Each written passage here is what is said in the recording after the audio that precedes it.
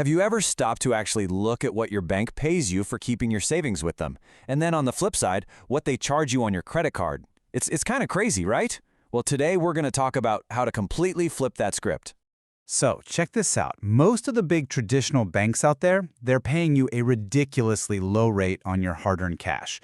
We're talking something like 0.01%. I mean, that's basically nothing.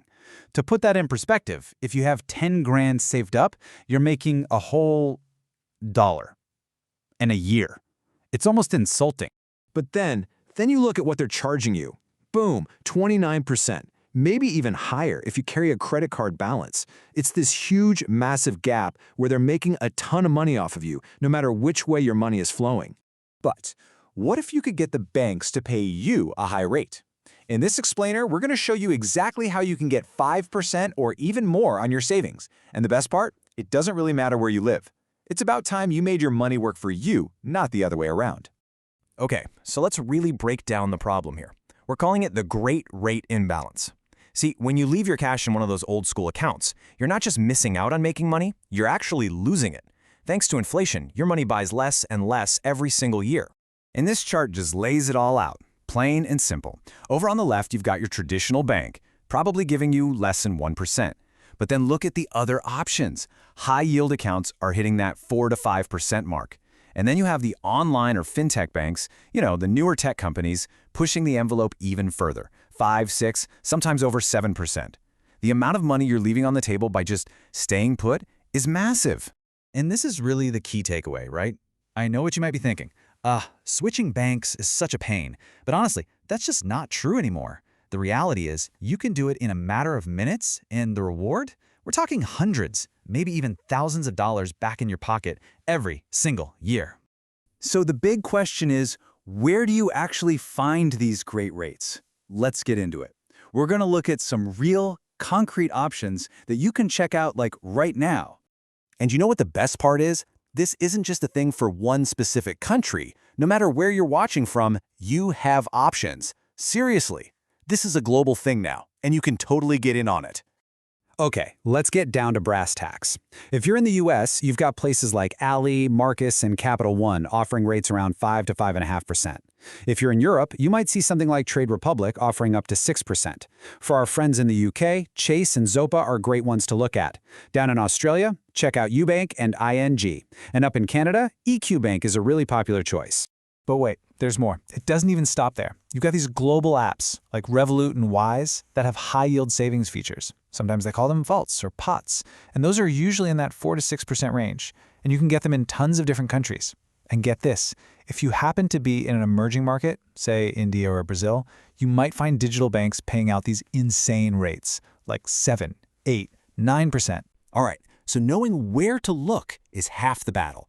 But what about the other half? Actually doing it. So this next part is all about taking that knowledge and turning it into action. And trust me, it's way easier than you probably think. Honestly, it boils down to just 4 simple steps. Step 1, open an account online. Seriously, it probably takes 5 minutes. Step 2, transfer your money over from your old bank. Step 3, and this one is super important, set up automatic deposits. That way your savings just grow on their own, you don't even have to think about it.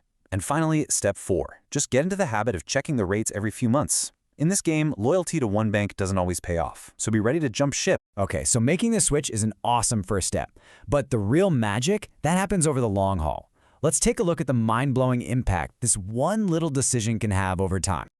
The secret sauce that makes all this work is something called compound interest. It's pretty simple, really. You're not just earning interest on the money you put in.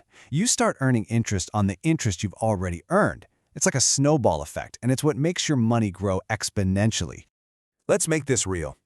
Imagine you take $10,000, stick it in an account that's earning a nice solid 5.5% interest, and then you just walk away. You don't touch it. What does that look like after 10 years?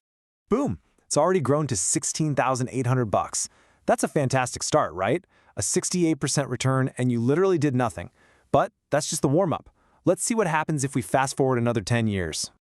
Okay, now we're talking. After 20 years, that balance is shot up to $29,000. Did you catch that? In the first 10 years, it grew by about $7 grand. But in the second 10 years, it grew by over $12 grand. That is that compounding engine kicking into a whole new gear. And the grand finale? After 30 years, that initial $10,000 has turned into more than $50,000. It's multiplied itself 5 times over. That is the life-changing power we're talking about. It all comes from making one smart decision today and then just letting time do all the heavy lifting. All right, I get it. This probably sounds a little too good to be true. And it's totally fair to ask, so what's the catch? And look, while this is all very real, there are definitely a few things you've got to watch out for to make sure you're protected. You just got to be smart about it. So here are 4 traps you need to avoid. First, hidden fees. They can just sneak in there and eat up all your earnings. Second, watch out for those promotional rates. You know, the ones that look amazing for 3 months and then just plummet. Third, make sure there aren't any weird minimum balance requirements. And last but not least, don't forget about taxes. In most places, you got to pay tax on the interest you make. But out of everything we've talked about, this right here is the golden rule. This is your safety net. Whatever you do, make sure the account is insured by a government agency. In the US, that's the FDIC. In the UK, it's the FSCS. Pretty much every country has its own version. This protection means if the bank goes under, your money is safe up to a certain limit. This part is absolutely 100% non-negotiable. And really, that brings us right back to the main point, the big idea behind all of this. It's simple, but it's powerful. For way too long, the whole system has been tilted in favor of the banks. It's time to tilt it back. Hey, I'm genuinely curious to know what kind of options are out there where you live. So drop your country in the comments below. And listen, if this was helpful, you're definitely going to want to stick around for our next explainer. We're going to flip the script again and talk about how to use good debt, think mortgages and business loans, to actually build wealth. So make sure you hit that bell so you don't miss out.